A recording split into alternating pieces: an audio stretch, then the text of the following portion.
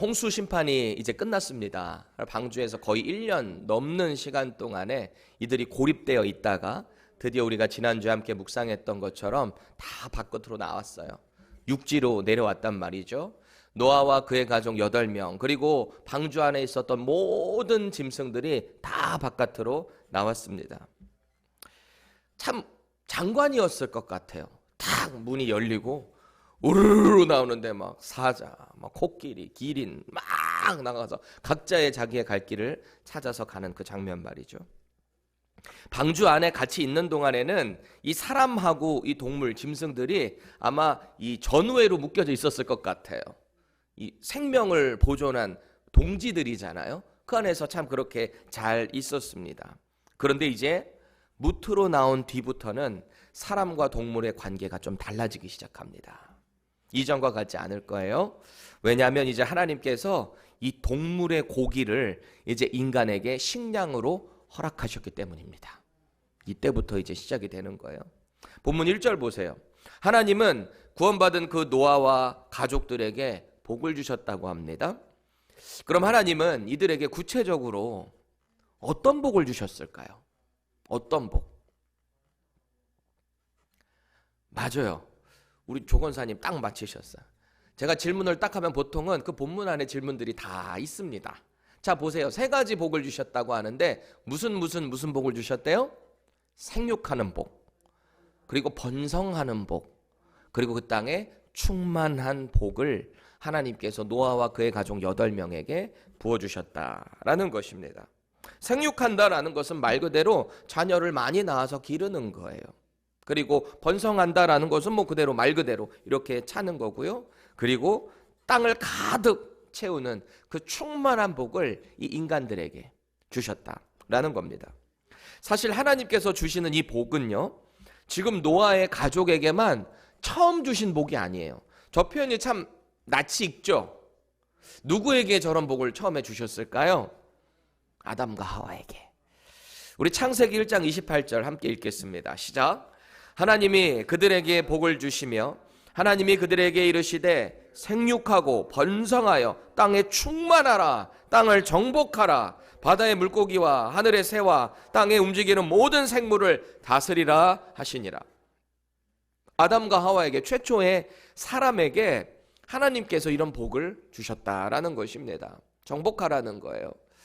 다스리라는 거예요. 잘 케어하라는 거예요. 하나님의 주권에 위임을 해주셨다. 이게 얼마나 큰 복입니까? 사람은 이렇게 창조될 때부터 생육하고 번성하고 충만한 복을 받은 존재였다라는 것입니다. 이걸 기억해야 돼요. 우리가 처음부터 가난하고 고통받고 아프고 슬픔이 있고 이런 존재로 우리가 지음받은 게 아니었다라는 거예요. 그럼 우리가 질문이 생기는 거죠. 그럼 언제부터 이렇게 인간 가운데 고통이 생기고 병이 생기고 아픔이 생기고 시기, 질투, 싸움, 분쟁이 일어나서 서로 간에 이런 아픔을 겪게 되는 것인가? 언제부터예요? 언제부터예요? 죄가 들어오고 나서면서부터. 죄가 들어오고 나니까. 하나님을 떠나 살다 보니까 스스로 죄를 짓게 된 거예요. 스스로 고립돼요. 그리고 스스로 절망 가운데 주저앉아 버리는 게 우리 인간이다라는 거예요. 하나님께서 처음 창조하셨을 때 이 복 가운데 거하기만 했더라면 이런 아픔을 우리가 사실 겪을 이유는 없었거든요. 아플 이유도 없었고 우리는 영원히 살 수 있는 존재였을 겁니다. 그렇죠? 생명나무를 먹고 우리는 영원히 살 수 있을 거예요. 그런데 죄가 들어오고 나니까 그때부터 절망을 경험하게 되더라라는 것입니다. 이게 불편하지만 인정해야 될 부분이에요. 죄 때문에 우리가 이렇게 됐구나. 여러분, 우리 신앙생활도 한번 생각해 보세요. 이전에는 주님을 처음 만나고 막 기뻐가지고 신앙생활하고 말씀이 얼마나 꿀송이처럼 단지 또 말씀 듣고 싶고 빨리 교회 가고 싶고 막 그랬단 말이에요. 근데 점차 시간이 지나고 이게 무뎌지면서부터 하나님의 말씀의 씨앗이 계속 뿌려지는데 이게 무뎌지고 내 마음밭이 안 와닿기 시작하면서부터 점점 교회를 멀리하게 돼요. 그러다 보니까 언제부턴지 세상의 유혹이 점점 호기심 가운데 다시 눈에 보이기 시작합니다. 그저 몸이 편하려고. 처음에는 내가 지금 너무 피곤하니까 조금 쉬자. 교회 좀 쉬자. 안정감을 좀 찾고 좀 회복되면 다시 나가야 되겠다. 과연 그렇게 하면 회복될까요? 믿음 생활을 점점 멀리하게 되면 어떤 현상들이 나타나던가요? 경험해 보셨어요? 잠시 동안은 몸이 편해요. 교회 안 가도 된다. 목요일 날 교회 안 가도 되고 토요일 안 가도 되고 뭐 성경 통독 안 해도 되고 뭐 안 해도 되고 나름대로 자꾸 자기에게 내 자체 안식년을 주는 거지. 나는 이제 쉬어야 돼. 근데 그런 시간이 반복되면 반복될수록 우리는 점점 영적으로 나락에 빠지게 됩니다. 갈급해져요. 여러분 그거 꼭 기억하세요. 내가 쉴 수 있다라고 생각하는 그 순간부터 신앙생활 내가 조금 소홀히 해도 된다라는 그 순간부터 우리는 점점 하나님과 멀어지게 될 겁니다. 이건 불편한 진실이에요. 왜? 우리는 영적인 존재니까. 날마다 하나님과 교제를 할 때 우리 가운데는 그 평강이 있는 거거든요. 언제나 이 세상의 가치와 기준은 다 죄를 기반으로 시작한다는 거예요. 다. 겉으로는 아닌 것 같지만 죄로부터 시작한다. 제가 자꾸 죄라고 하니까 불편하신가요? 아니에요. 성경은 이 죄의 근본에 대해서 언제나 지적해요. 죄의 시작이 뭐가 죄래요? 사람 죽이고 미워하고 핍박하고 싸우고 이런 아주 수준 낮은 걸 죄라고 하는 게 아니고요. 근본적인 성경이 말하는 죄가 뭔가? 하나님을 떠난 것이 죄예요.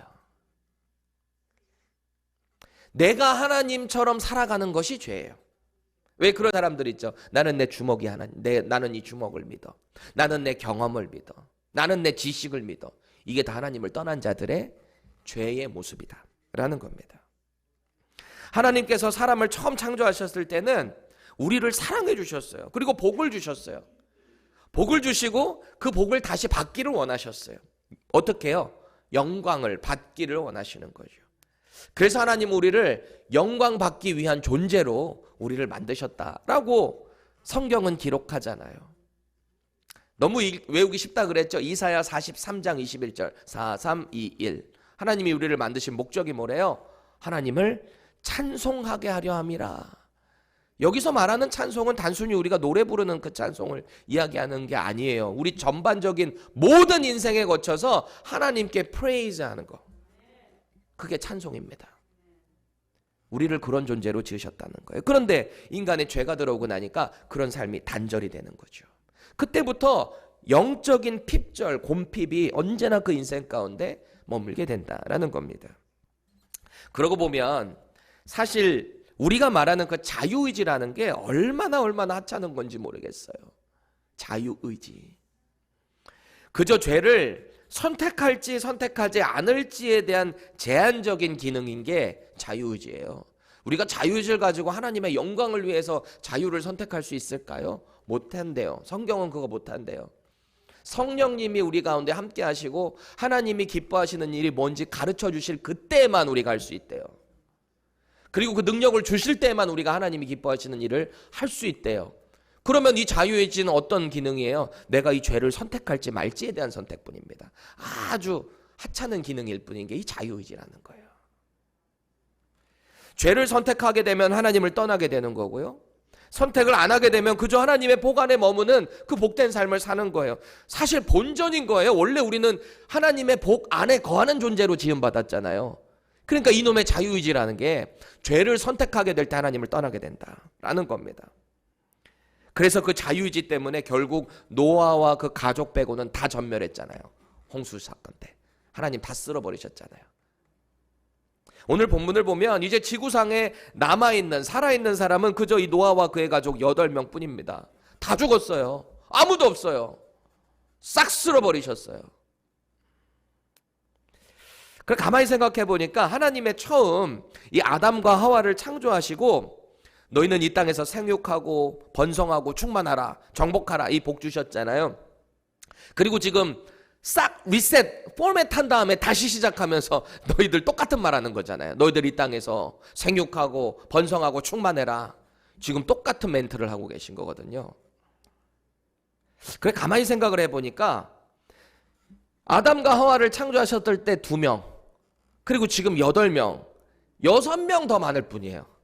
다시 시작해야 되는 순간이 와버린 거죠. 그래서 저는 이 말씀의 약속이 약간 이런 뉘앙스인 것 같아요. 하나님께서 복 주시려고 이 명령을 다시 시작하는 노아와 그의 가족들에게 말씀하시며 이러는 것 같아요. 노아야, 내가 인류의 시작인 아담에게 약속했던 것처럼 너희들에게 이 복을 줄 거야. 너희들이 이 땅에서 생육하게 할 거야. 번성하게 할 거야. 충만하게 할 거야. 이렇게 약속을 하시는 것 같아요. 나만 믿고 다시 한번 시작해보자. 내 안에 거해. 나와 함께 다시 해보는 거야. 주님이 이렇게 말씀하시는 것 같아요. 그래서 오늘 하나님께서는 노아에게 주신 이 세 가지 복이 실현될 수 있도록 그에 따르는 세 가지 조치를 오늘 본문 가운데 해주고 계십니다. 이 세 가지 조치가 뭘까? 말씀을 묵상하는 가운데 각자에게 주시는 깨달음과 주의 음성 들을 수 있기를 축원합니다. 복이 실현될 수 있는 하나님의 첫 번째 조치가 뭔가? 사람을 짐승들로부터 보호해 주시겠다. 이렇게 조치를 하시는 거예요. 짐승들로부터 보호해 주신다. 2절 함께 읽겠습니다. 시작. 땅의 모든 짐승과 공중의 모든 새와 땅에 기는 모든 것과 바다의 모든 물고기가 너희를 두려워하며 너희를 무서워하리니 이것들은 너희의 손에 붙였음이니라. 아멘. 이전에는 이러지 않았다는 거거든요. 근데 이제 사람을 두려워한대요. 무서워하게 만든대요. 땅과 하늘의 바다의 모든 생물이 인간을 무서워하게 된다는 거예요. 무서워한다라는 건 이들이 먼저 인간을 공격할 리는 없다라는 것을 하나님께서 조치하신 거예요. 먼저 공격하지 못하도록. 사실 온 천지 만물이 처음 지어졌을 때는 사람과 짐승 사이에 아무런 긴장 관계가 없었습니다. 에덴 동산이 그랬어요. 뱀과 하와가 대화할 정도로 긴장 관계가 없어요. 지금 여러분 뱀 보면 어떨 것 같아요? 쓱 와가지고 여러분들한테 말 건다고 생각해 보세요. 눈 쫙 찢어져가지고 이렇게 칙 하면서 방울뱀 하면서 여러분한테 말 건다고 긴장되지 않겠어요? 저리 가 저리 가. 몽둥이 바로 들지 않겠습니까? 근데 에덴 동산 때는 안 그랬다는 거예요. 긴장 관계가 없었어요.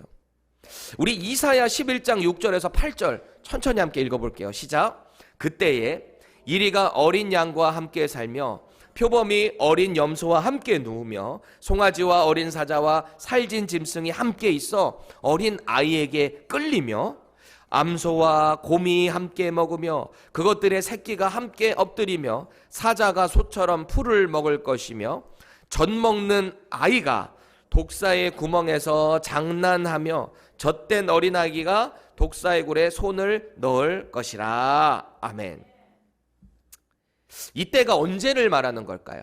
이사야 선지자가 언제를 말하는 거예요? 주님이 다시 오시는 그때 이후에 벌어질 다시 회복될 새하늘과 새 땅 가운데 이런 일들이 벌어진다는 거예요. 그렇다면 하나님께서 처음에 오염되지 않았던 죄가 들어오지 않았던 그 에덴 동산의 모습이 이랬겠구나라는 것을 우리가 생각해 볼 수 있는 거죠. 이때는 동물과 인간 사이에 아주 화목하고 잘 지내는 어떤 그런 공동체가 형성돼 있었겠구나라는 겁니다. 저는 정말 이 모습이 주님이 오시는 그때는 정말 이루어지겠구나. 지금은 긴장 관계가 있지만 그때는 정말 그렇게 되겠구나. 이런 생각이 들어요. 며칠 전에 이 지역에 있는 한인교회 우리 목사님들 모여서 같이 식사를 했습니다. 교제를 했습니다. 그리고 나서 그 교제 시간이 조금 아쉬웠던지 우리 감리교 목사님이 이제 댁으로 초청을 해가지고 우리 새 목사님 가정들이 모여서 이 티타임을 함께 가졌어요. 근데 그 집에 가니까 꽤 큰 고양이가 있더라고요. 고양이 2마리가 집에 있는 거예요. 아주 늠름하고 멋있게 생겼습니다. 그래서 제가 좀 놀랐어요. 어떻게 고양이를 키우시나, 고양이를 좋아하시나, 동물 애호가신가. 얘기를 들어보니까 아들이 있는데 아들이 이제 어떤 집에서 고양이 3마리가 있는데 1마리만 키우고 2마리는 버리겠다 그랬대요. 그러니까 그게 너무 마음이 안타까웠던 거야, 이 아들이. 그래서 그 2마리를 집에 몰래 새끼를 데리고 왔던 거예요. 그리고 몰래 키우다가 이제 아빠한테 몰래 얘기를 한 거지. 그러다가 점차 얘기를 하니까 뭐 당장 버리기도 어떻게 하고 저떻게 하니까 원래 목사님도 고양이 엄청 싫어하셨대요. 근데 어쩔 수 없이 키우다 보니까 이렇게 큰 거예요. 지금 이만해. 고양이가 이만해. 커요. 우리가 한참 대화를 하고 있는데 제가 머리 위쪽으로 이렇게 딱 보니까 이 싱크 위쪽에 이 선반 위에 고양이가 저를 이렇게 내려보고 있는 거예요. 뭔가 나를 이렇게 보고 있는 거 딱 보고 깜짝 놀랐어. 저를 와취하고 있더라고요. 이렇게. 그러더니 쑥 내려와요. 그러더니 우리 쪽으로 가까이 오더니 우리 테이블 위에 탁 가서 이렇게 앉아 있는 거예요. 이게 사람을 좋아하더라고, 고양이가. 그러니까 우리 막내 병은이가 이제 뭐 1살 반 된 애잖아요. 개념이 없잖아요. 개가 무서운지 고양이가 무서운지 모르잖아요. 쟤는 꼭 그래. 큰 개가 있어도 너무 겁이 없어. 가가지고 딱 쳐, 얼굴을 빡 쳐. 근데 이 고양이도 앞에 딱 있으니까 딱 치고 이 털을 뜯는 거야. 그래서 너는 깜짝 놀랐어. 그래서 목사님도 그래. 이 고양이는 그렇게 하면 핥힌다는 거예요. 그 나는 긴장이 되잖아. 혹시라도 이렇게 또 이렇게 핥히면 안 되니까. 근데 얘는 개념이 없어. 계속 고양이는 도망 다니고 얘는 잡으러 다니고. 여러분, 다시 회복되는 그 새하늘과 새 땅 가운데 이런 일들이 있다는 거예요. 보세요. 어린아이가 사자를 막 이렇게 끌고 다닌다니까요. 그게 아무렇지도 않는 그날이 온다는 거예요. 근데 지금은 이 땅에 죄가 들어오고 나니까 짐승과 인간이 그렇게 지낼 수가 없는 거죠. 죄가 이 땅에 들어오고 나니까 하나님과 사람의 관계가 깨어진 것처럼 사람과 짐승과의 관계도 깨어져 버린 거예요. 언제나 사람과 동물은 긴장 관계를 유지하게 된다라는 거죠. 곰을 만날 때 긴장되죠. 우리를 공격할 수 있으니까. 사람은 동물을 잡아먹어야 되고요. 반대로 정복을 받아야 하는 동물도 이제는 사람을 공격할 수 있는 거예요. 그러니까 얼마나 서로 긴장이 됩니까? 이 동물들이 방주 안에 있을 때까지는 그러지 않았을 거예요. 야성이 없었거든요. 근데 방주에서 이제 나오기 시작하는 그 순간부터 야성이 생기기 시작해요. 동물이 동물을 잡아먹어야 돼요. 생존을 위해서 서로 잡아먹어야 된다는 거예요. 그게 죄가 들어오고 나서 심판이 있은 홍수 사건 이후부터 이 일들이 벌어지기 시작했다라는 거예요. 동물들이 사람을 무서워하게 하셔가지고 그나마 사람을 보호하셨다라는 겁니다. 근데 생각해 보세요. 동물들이 일부러 사람을 잡아먹으려고 돌아다닌다고 하면 이게 얼마나 무서워요. 근데 하나님이 동물에게 먼저 사람을 무서워하게 하셨다. 보호하셨다라는 것입니다. 그래서 우리가 어디 서커스 같은 데 가보면은 코끼리나 뭐 호랑이나 뭐 사자 같은 것들이 이 사람한테 이렇게 순종하는 거 보면 신기하지 않아요? 그깟 채찍 뭐라고, 사실 그 채찍 물어뜯고 와가지고 사람 물면 그만인데 채찍 그거 뭐라고 이렇게 인간을 무서워하고 거기서 이렇게 이렇게 막 들고 그런 거 하잖아요, 동물들이. 진짜 그 야생에 있는 동물들이 그거 보면 기가 막히게 하겠지. 만약에 예를 들어서 야생에 있는 이 사자 친구들이 이게 TV를 보다가 내 친구가 저기 잡혀갔는데 저렇게 사람한테 당하고 있는 거 보면 아우 저거 확 물어뜯을 텐데 그렇게 생각할 수도 있잖아요. 근데 이상해요. 동물들은 사람을 무서워한다는 겁니다. 어떻게 이렇게 될 수 있었을까? 하나님이 그렇게 만드신 거예요. 사람을 무서워하게. 2절 하반절 보세요. 이것들을 너희 손에 붙였음이라 하나님이 이렇게 약속하십니다. 노아와 그 가족들에게. 저것은 이제 인류의 다시 새로운 시작이잖아요. 인류에게 말하는 거예요. 내가 이 짐승들을 너희 손에 붙였다. 여기서 붙였다라고 번역된 히브리어 단어를 보니까 나탄이라는 단어인데요. 배당하다, 맡기다, 허락하다 라는 단어예요. 그래서 이 새 번역은 이 부분을 이렇게 해석합니다. 내가 이것들을 다 너희 손에 맡긴다. 그러니까 정복하는 그 사명이 다시 회복되면서 이제는 이 정복의 개념이 더 세지는 거죠. 잡아먹어야 되는. 맡긴다, 허락한다는 말은 그것들을 이제 통제할 수 있는 능력을 주셨다는 반증 아니겠어요? 그렇게 하나님께서는 이 노아와 그 가족들에게 보호를 약속하신 거예요. 복을 주시는 그 조치 가운데 복을 주셨다. 그들을 보호하셨다. 자, 이제 하나님께서 주신 복을 이룰 수 있게 하신 두 번째 조치가 뭔가? 짐승을 잡아먹을 수 있게 하십니다. 이제는 잡아먹으라는 거예요. 우리 3절 4절을 생동감 살려서 세 번역으로 읽겠습니다. 시작. 살아 움직이는 모든 것이 너희의 먹거리가 될 것이다. 내가 전에 푸른 채소를 너희에게 먹거리로 준 것 같이 내가 이것들도 다 너희에게 준다. 그러나 고기를 먹을 때에 피가 있는 채로 먹지는 말아라. 피에는 생명이 있다. 그럽니다. 개인적으로 저는 이 조치가 얼마나 감사한지 모르겠어요. 삶아 먹고 구워 먹고 얼마나 맛있는 그 고기. 옛날에는 그 맛을 몰랐을 거 아니에요. 우리 아담 할아버지와 그 전에 사람들 이거 몰랐을 거 아니에요. 그러니까 저는 종종 이 동물의 왕국을 볼 때 사자가 이렇게 뭐를 잡아먹자, 얼룩말을 잡아먹든지 그럴 때 그냥 먹잖아요. 그래서 내 생각일 때 쟤네들이 구워 먹는 맛을 알면 아주 기절할 텐데, 저기다 소금만 조금 더 쳐주면 진짜 맛있을 텐데, 간이 안 맞을 텐데, 뭐 이런 생각을 하거든요. 여러분 그런 생각 해본 적 없으세요? 그런데 가만히 생각해 보면 원래 에덴 동산에서는 동물을 잡아먹는다는 건 아예 생각도 못한 거지. 같은 공동체의 일원인데 그것을 잡아먹는 것은 아예 생각할 수도 없었다는 거예요. 그래서 당시에 음식이 뭐였는가 보니까 씨 맺는 채소, 그리고 열매를 맺는 그 과일들, 그리고 곡류들, 이런 것들을 먹을 수 있게 하셨다는 거예요. 그때는 그게 음식이었어요. 그것만으로도 충분했어요. 특히 당시 모든 이 짐승들은 사람과 대화하면서 지냈거든요. 그러니까 그걸 잡아먹기가 뭐 생각할 수도 없었겠죠. 그런데 이제는 모든 짐승, 새, 땅에 기는 것, 모든 것들을 이전에 먹던 채소처럼 음식으로 허락하셨다라는 것입니다. 흥미로운 것은 여기에서 다 너희에게 준다라고 그러셨잖아요. 다 너희에게 주겠다. 이제 식용할 수 있도록 주겠다. 채소처럼 주겠다라고 하는 이 주다라는 단어 역시 앞서 살펴봤던 나탄입니다. 똑같은 단어예요. 히브리어 나탄. 사람들에게 허락하셨다는 거예요. 죽여도 되고 잡아먹을 수 있게. 그럼 여기서 우리는 질문을 하나 갖게 됩니다. 왜 하나님은 갑자기 홍수 사건이 있은 이후에 육식을 허락하셨는가? 왜 허락하신 것 같으세요?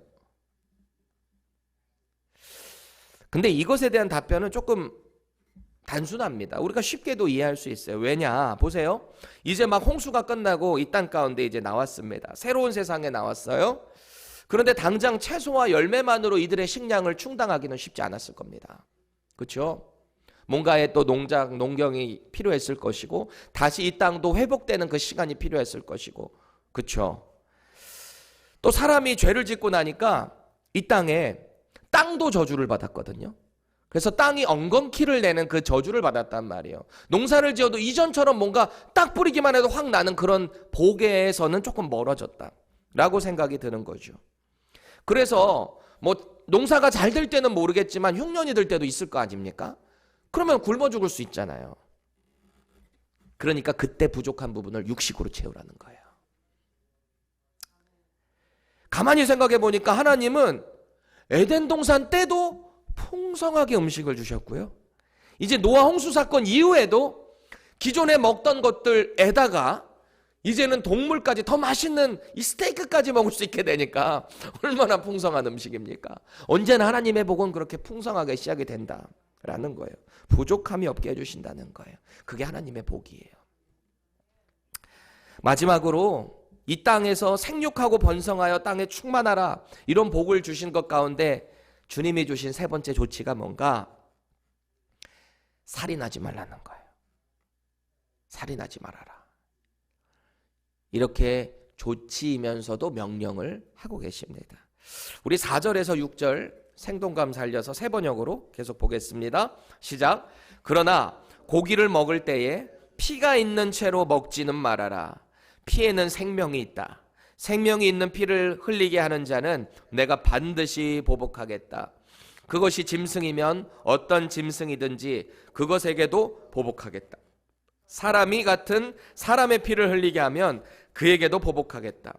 사람은 하나님의 형상대로 지음을 받았으니 누구든지 사람을 죽인 자는 죽임을 당할 것이다. 아멘. 살인하지 말 것. 살인의 그 잔혹성을 제거를 하시는 거예요. 사람의 생명을 빼앗는 자에게는 반드시 그 책임을 묻겠다는 거예요. 만약에 짐승이 사람을 죽인다, 그럼 그 짐승 반드시 죽이겠다는 거예요. 또 사람이 사람을 죽이게 된다, 그럼 그 사람도 반드시 사람을 통해서든지 뭐를 통해서든지 하나님이 그를 심판하시겠다. 이 살인을 딱 금지를 시켜버리신 거예요. 가만히 생각해보면 사실 홍수 심판 이전에 보면, 이전에 살았던 그 인류들을 보면 아무리 살인자라고 해도 하나님 그냥 살려두셨거든요. 그렇죠? 자기 친동생을 돌로 쳐 죽인 가인 같은 경우, 살려두셨어요. 그렇죠? 이 라멕이라는 사람, 가인의 후손 중에 얼마나 악한 사람이었습니까? 최초로 이 부인을 2명이나 두고 또 그 가운데서 자기가 어떤 소년에게 해함을 받았다 그랬을 때 그를 죽이고서도 아무렇지도 않게 그 살인을 노래했던 사람이 이 라멕이었잖아요. 인류의 죄가 잔인함, 잔혹성이 그때부터 이제 시작이 됐잖아요. 그럼에도 불구하고 그들을 그냥 죽이진 않으셨어요. 바로 심판하지는 않으셨다는 거예요. 그런데 이제부터는 그런 살인을 엄격하게 금지하신다라는 것입니다. 왜일까요? 왜 하나님은 노아 홍수 사건이 끝난 이후에 이런 조치를 하셨을까? 첫 번째는 생명의 소중함을 강조하셔서 이 사람을 보호하시기 위한 일환일 겁니다. 아까 사람을 동물로부터 보호하신 것처럼 사람과 사람 사이에서도 보호를 하시는 하나님의 지침이죠. 사람들이 재미로 동물을 잔혹하게 죽이잖아요? 그럼 그 잔혹성이 사람 죽이는데 연결 안 되겠습니까? 이제부터는 동물을 잡아먹어야 되잖아요. 죽여야 되잖아요. 그 잔혹성이 이제 자신을 열받게 하거나 해를 끼친 사람에게 아무렇지도 않게 또 죽일 수 있다는 거죠. 그래서 그걸 금지시켜 버리신 거예요. 생명의 존엄, 소중함을 다시 한번 일깨워 주시는 거죠. 인간의 그 죄성, 그 잔혹성이 결국 모든 인류에게도 고스란히 피해가 올 걸 하나님은 이미 알고 계셨어요. 그래서 이 살인이 얼마나 큰 죄인가, 이것을 하나님이 미리 방지하신 거죠. 더군다나 하나님께서는 이제는 사람에게 육식을 허용하셨잖아요. 동물을 죽여야지 잡아먹잖아요. 그러니까 그 고기를 먹기 위해서는 죽여야 하는데 그 잔혹한 습성이 사람의 목숨을 함부로 또 해하게 될 수 있으니까 그걸 막는 거고요. 또 여기 한 가지 조금 더 나가면 동물을 잡는 것에 있어서도 그저 재미로 동물을 죽이는 그 잔혹성을 금지하시는 거예요. 그래서 식량에 한해서만 잡아먹을 수 있게 허락하셨다라는 것을 알아야 합니다. 특히 우리가 좀 주목해야 될 표현이 4절에 나오는데 고기를 핏째 먹지 말라. 이것도 그 한 가지의 조치 중에 하나예요. 육식을 허용하시면서도 사람들에게 이 생명의 존엄성을 자꾸 알려주시는 거예요. 이 살 속에 이 피가 있잖아요. 그것을 아무렇지도 않게 피를 먹고 그 자체로 생명을 경시 여기는 것을 금지하셨다라는 겁니다. 우리가 언제나 성경을 해석하고 적용할 때는 문자적으로 봐야 하고요. 그리고 또 배경적인 것도 감안을 해야 되고요. 반드시 문맥적으로 왜 이 말씀을 하셨는가를 앞뒤 전후 상황을 살펴봐야 한다 그랬습니다. 또 할 수 있는 대로 원어적인 뜻도 같이 살펴볼 때 이 본문이 드러나게 된다라고 그랬어요. 저도 부단히 설교를 그렇게 하려고 애를 씁니다. 그게 바로 강해 설교입니다. 본문을 드러내는 거. 이런 컨셉을 가지고 왜 고기를 핏째 먹지 말라고 했는가, 이거를 우리가 조금 해석을 해볼 필요가 있다라는 거예요. 지금 사실 핏째 먹지 말라라고 하는 이 명령은 뒤에 나오는 5절과 6절에서 살인에 대한 것을 금지하기 위한 전제 조건으로 하나를 제시하신 거예요. 사실 지금도 툰드라 지역이나 사이베리아라고 그러죠. 시베리아 지역에 있는 원주민들은 이 철분을 보강한다고 이 술록이나 이런 거 잡아가지고 핏째 마십니다. 실제로 마셔요. 그리고 그렇게 전통적으로 그런 원주민들은 그런 삶을 살아왔어요. 이들은 분명 율법에 명시된 핏째 먹지 말라는 것을 위반한 거예요. 율법에 의하면은 당연히 위반했어요. 그러면 우리는 어떤가? 여러분들 핏째 먹는 거 어떻게 생각하세요? 핏째 드세요? 안 드세요? 스테이크 먹을 때 어떠세요? medium rare 드시지 않아요? 그거 피 같이 있는 거거든요. 여러분들 지금도 유대인들은 닭이나 돼지고기는 당연히 안 먹을 뿐만 아니라 율법에 부정한 동물로 그렇게 분류가 돼 있으니까. 근데 소고기를 먹는다 하더라도 스테이크 같은 경우는 피를 완전히 다 뺀 다음에 굽습니다.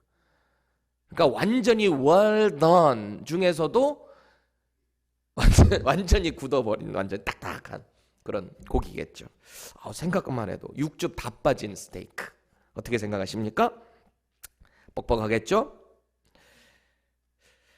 우리가 말씀을 대할 때 특히 레위기 11장에 여러분들 꼭 기억하세요. 레위기 11장에는 이제 먹는 율법에 대해서 나와요. 젓가락 생각하시면 돼요. 우리가 젓가락으로 뭐 먹잖아요. 레위기 11장에 음식 규정에 대한 율법의 내용이 나오거든요. 거기 보면 뭐 쪽발된 건 먹지 마라, 뭐 이렇게 뭐 이렇게 비늘 있는 거 먹지 뭐 그런 것들이 있잖아요. 해산물도 먹지 말아야 되고 뭐 그런 내용들. 율법대로 하면 우리 그거 다 안 먹어야 되거든요. 근데 저는 어떻게 해요? 씨푸드를 제일 좋아하는데 어떻게 하실 거예요? 사도 바울 시대 때도 이 음식 규례 때문에 얼마나 많은 그리스도인들이 이것 때문에 스트러글링 했는지 모르겠어요. 그래서 로마에 있는 그리스도인들을 향해 사도 바울이 이 음식에 대한 것을 이렇게 선언을 하고 있습니다. 로마서 14장 14절 읽겠습니다. 시작. 내가 주 예수 안에서 알고 확신하노니 무엇이든지 스스로 속된 것이 없으되 다만 속되게 여기는 그 사람에게는 속되니라. 당시 유대교 출신 그리스도인들이 있었어요. 이 사람들은 그리스도인이 되었음에도 불구하고 여전히 율법이라는 것이 이들 가운데 늘 지켜졌다라는 겁니다. 언제나 부담이 돼요. 그렇죠. 이들의 민족성이에요. 전통이에요. 이것을 하루아침에 다 버린다는 것은 쉬운 일이 아닙니다. 그렇게 살아왔던 그들만의 전통이 또 있는 거니까. 그러니까 율법에 대한, 특히 음식 규정에 대한 것이 너무너무 부담이 되는 거예요. 또 이 이방인들은 음식에 대한 규정이 너무 없다 보니까 막 피째 먹거나 이런 것들이 아무렇지도 않게 그들 가운데는 자행이 됐었다라는 겁니다. 그러니까 사도행전 15장에 보면 이방인 지역에 바울과 바나바에 의해서 세워진 안디옥 교회가 있어요. 성경에서 최초로 그들을, 예수를 따르는 사람들을 향해서 그리스도인이라고 불려진 곳, 이곳이 안디옥 교회입니다. 이방인 지역이었단 말이에요. 근데 여기에 어떤 일이 있었냐? 유대로부터 내려온 어떤 유대인들이 이 안디옥 교회에 있는 사람들한테 복음을 또 얘기를 하는데, 이 율법을 지키지 않으면 안 된다. 그 중에 할례를 받아야 된다. 할례를 받지 않으면 구원받지 못한다. 이런 말을 했어요. 그러니까 이 문제 때문에 엄청 이 안에서 이슈가 된 거예요. 논쟁이 벌어진 거예요. 사도 바울이 이게 너무 화가 나는 거예요. 있을 수가 없다. 예수 그리스도의 복음 하나면은 충분한데 어떻게 이것 가지고 하는가? 그래서 그 이슈를 가지고 예루살렘 교회, 여기가 이제 메카니까, 거기로 와서 종교회의를 최초로 열린 게 바로 거기서 나오는 예루살렘 1회 회의입니다. 인류 교회 역사상 최초의 교회 회의가 열린 거예요. 거기서 문제가 뭐였냐? 할례를 줘야 되냐 말아야 되냐, 이방인들에게. 할례는 유대인들의 전통이거든요. 하나님께서 아브라함에게 너는 내 백성이다, 너를 통해서 내 후손들이 반드시 이 성기의 표피를 잘라냄을 통해서 내 백성이다라는 것을 표시를 준 거거든요. 그러면은 이 표시가 하나님의 백성이라는 뜻이니까, 그럼 이방인들도 예수님을 믿고 하나님께 나오게 되면은 이들도 당연히 할례를 해야 되는 거 아니냐? 들어보면 논리적인 것 같거든요. 왜냐하면 말씀이 그렇게 명령을 했었기 때문에. 그러니까 이것 때문에 막 실갱이 일어나니까 결국은 내린 결론이, 당시에 예루살렘 교회 담임 목회자였던, 의장이었던 예수님의 동생 야고보 사도가 뭐라고 말합니까? 예수 복음이면 충분하다. 이방인들 할례 안 받아도 된다. 괜히 이 유대인들은 하나님께 돌아오는 그들을 괴롭게 하지 말아라, 이렇게 결론을 내렸어요. 그리고 실제적인 보안상 서로 간에 조금 이해관계를 조금 거기서 조치를 해줍니다. 그래서 그게 뭐냐? 그리스도인들, 이 유대인 그리스도인들은 이방인 그리스도인들에 대해서 율법을 자꾸 강요하지 말아라 그랬어요. 반대로 이방인 출신 그리스도인들에게 대해서는 유대인들의 율법을 경시하지 말아라, 존중해라. 구체적으로 우상의 더러운 것과 음행과 목매어 죽인 것, 그리고 피째 먹는 것을 멀리하라, 이렇게 조치를 내립니다. 결국 뭐예요? 이게 뭐예요? 꼭 뭐 해라 말아라, 이게 복음이다 진리다 이런다기보다는 서로 존중하라는 거예요. 덕을 세우라는 거예요. 서로 음식에 있어서도. 바울은 이후에도 로마에 있는 그리스도인들에게 이걸 말해요. 로마서 14장 1절에서 3절 읽겠습니다. 시작. 믿음이 연약한 자를 너희가 받되 그의 의견을 비판하지 말라. 어떤 사람은 모든 것을 먹을 만한 믿음이 있고 믿음이 연약한 자는 채소만 먹느니라. 먹는 자는 먹지 않는 자를 업신여기지 말고 먹지 않는 자는 먹는 자를 비판하지 말라. 이는 하나님이 그를 받으셨음이라. 아멘. 무슨 내용인지 아시겠죠? 제가 지금 왜 이 말을 하는지 아시겠죠? 우리가 언제나 복음이 들어오고 난 이후에는 이 율법의 완성으로 예수님이 오셨어요. 더 이상 우리가 음식적인 그런 부정한 동물, 음식 뭐 이런 거에 있어서 사실 우리는 자유해졌다라는 거예요. 근데 이 음식에 있어서도 덕을 끼쳐야 된다라는 겁니다. 그래서 결정적인 복음의 원리이자 지침을 사도 바울이 로마 교회에 뭐라고 얘기하는가? 계속해서 로마서 14장 17절 함께 읽겠습니다. 시작. 하나님의 나라는 먹는 것과 마시는 것이 아니요 오직 성령 안에 있는 의와 평강과 희락이라. 그래요. 이게 결론이에요. 다시요. 하나님의 나라는 먹는 것과 마시는 것이 아니요 오직 성령과 그 안에 있는 의와 평강과 희락이라. 내가 먹는 것, 또 내가 하는 말, 내가 살아가는 그 행위를 통해서 하나님의 영광을 돌려야 된다는 거예요. 그리고 서로 덕을 세우는 일이라면 해도 된다는 거예요. 무슨 음식을 먹을지라도, 심지어는 그게 핏째 먹는 일일지라도 그게 하나님의 영광이 되는 일이면 먹어도 상관없는 거예요. 죄가 아니라는 거예요. 반대로 그 행위를 함을 통해서 누군가에게 덕이 되지 않는다면, 그리고 믿음이 연약한 자가 맨날 채소만 먹고 있는 자가 이 음식을 먹으면 안 돼. 우리가 복음의 일반적인 진리가 있어요. 보편적인 진리가 있잖아요. 그 진리 안에서 우리가 잘못된 복음을 믿고 있는 사람이 우리를 향해서 그런다고 덕 세우겠다고 우리가 다 자제를 하라는 게 아닙니다. 우리의 문화적인 상식적인 보편적 진리 안에서 우리가 이 음식을 통해서도 하나님의 영광을 돌려야 되는데, 특이한 경우들이 있잖아요. 예를 들어서 누군가가 이 선짓국을 먹는 것에 대해서 너무 바들이 된다. 예수 믿은 지 얼마 안 됐는데 이분이 아니 목사님 어떻게 선짓국을 먹을 수 있어요? 물론 말씀으로 잘 가르쳐야죠. 모든 것을 감사함으로 먹으면 해가 될 게 하나도 없습니다. 없어요. 괜찮아요. 근데 너무 바들이 돼서 그 예수를 안 믿게 될 정도까지 간다면 조금 자제할 필요가 있지 않겠습니까? 저는 그런 입장이에요. 우리 사도 바울 선생님도 그랬잖아요. 우상에 올라간 재물, 부정한 음식이거든요. 그거 먹음을 통해서 이 예수 믿은 지 얼마 안 된 사람들이 어떻게 저런 거를 먹을 수 있냐, 우상에 올라간 그 음식을 먹는가, 부정한 음식을 먹는가, 이것 때문에 지체되고, 왜냐하면 제사 끝나면 그때 당시 시장에다가 싸게 다 팔았거든요. 그러니까 사람들이 그 음식을 사다가 먹는 거예요. 그러니까 그걸 보고, 고기 먹는 거 보고 시험 받는 사람들을 향해서 사도 바울이 로마서 14장에 그 말을 하는 거거든요. 만약에 내가 이 고기를 먹는 것을 통해서 누군가가 시험에 들어서 실족이 된다면 나는 평생 고기를 먹지 않겠다. 이 사도 바울의 사명자의 마음 자세다라는 거예요.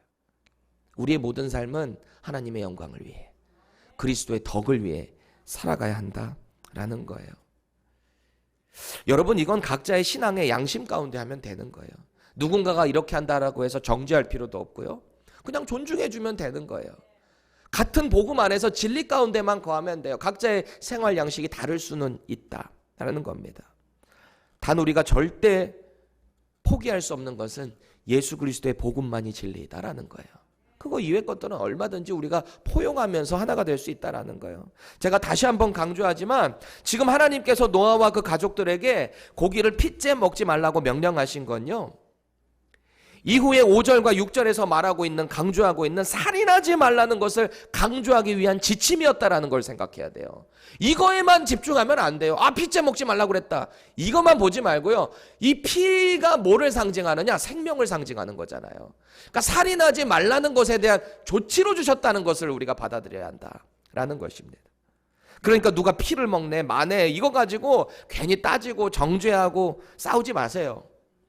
그리스도의 덕, 그리고 하나님의 영광을 위한 것이 우선되어야 한다라는 것입니다. 우리 안에 성령 하나님이 계시잖아요.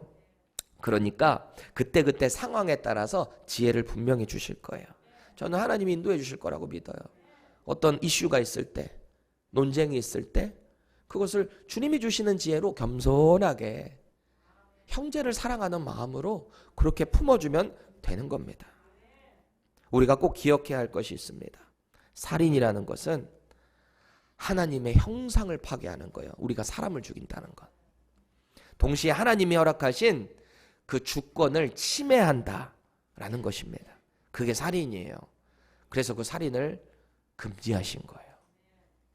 인류가 그렇게 생명을 존중히 여길 때 하나님의 명령대로 우리는 생육하고 번성하고 충만하는 복을 누리게 된다라는 것입니다. 여러분, 오늘 본문의 구조를 가만히 보세요. 저는 이걸 딱 보는데 제가 먹을 걸 좋아해서 그런지 꼭 샌드위치 같아요. 위아래가 빵이 탁 쌓여 있고 안에 내용물이 있는 샌드위치. 1절 보세요. 생육하고 번성하여 땅에 충만하라. 그리고 마지막 절인 7절에도 너희는 생육하고 번성하며 땅에 가득하여 그 중에서 번성하라. 똑같은 약속과 그 복에 대한 것을 말씀하시고 있어요. 그리고 그 명령에 앞서서 우리가 주목해야 될 것이 있습니다. 이 명령과 이 복을 주시기 전에 어떤 것에 우리는 봐야 되는가? 1절 다시 보세요. 하나님께서는 노아와 그 아들들에게 먼저 복을 주시며, 인류가 이 땅 가운데 살아가면서 누려야 되는 그 복을 약속하셨는데 그 전에 이미 복을 먼저 주셨다라는 거예요. 여기서 복을 주다라고 번역된 히브리어 단어가 뭘 것 같으세요? 우리가 이미 배웠었어요. 제가 오죽하면 이 제목을 가지고 이 히브리어 단어를 쓴 적도 있었어요. 바라크. 기억나시죠? 하나님 편에서는 우리에게 복을 주다라는 게 바라크. 우리 인간의 편에서는 하나님을 송축하다, 바라크입니다. 양자간에 하나님의 복을 받았으면 그 복을 가지고 하나님께 송축을 올려드리는 삶. 하나님이 우리에게 복을 주신 거예요. 그리고 그 복을 다시 받기를 원하세요. 이게 신앙생활의 원리 아니겠습니까?